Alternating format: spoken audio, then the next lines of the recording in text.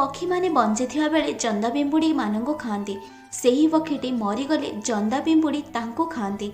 समय और परिस्थिति केते बेले भी परिवर्तन हो पारे, तेणु आमे काहारी को छोट भाविबा उचित नुहे।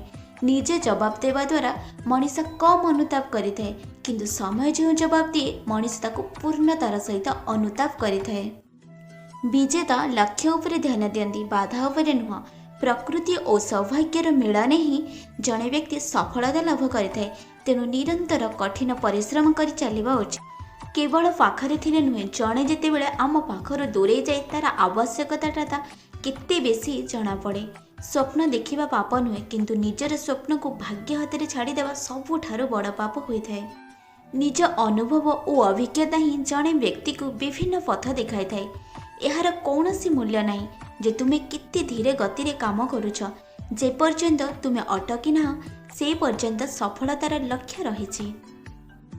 अतीत को परिवर्तन करने असंभव, नहले भविष्यतर नियंत्रण निज हाथ में अच्छी। यही कथा को बुझी विचारी समस्ते आग को बढ़िबा उचित। संपर्कर डोरी जेतेबेले दुर्बल हो जाए सेतेबेले लोके निज लोकं पर और पर लोकं निजर भाविबारे लागि जांती। भूल रे भी निजर हृदयर कथा काहाको कहिबे नहीं, काहेकि ना एठी कागज भी किछि समय पर खबर कागज हो जाए। संपर्क रे परस्पर को बुझी पारिले, सम्मान देले संपर्क सबुदिन पई भल रुहे। साधु अन्य को दुखरु रक्षा करने को जाई कष्ट सही थाए, मात्र दुष्ट लोक अन्य को दुख दे सुख पाए।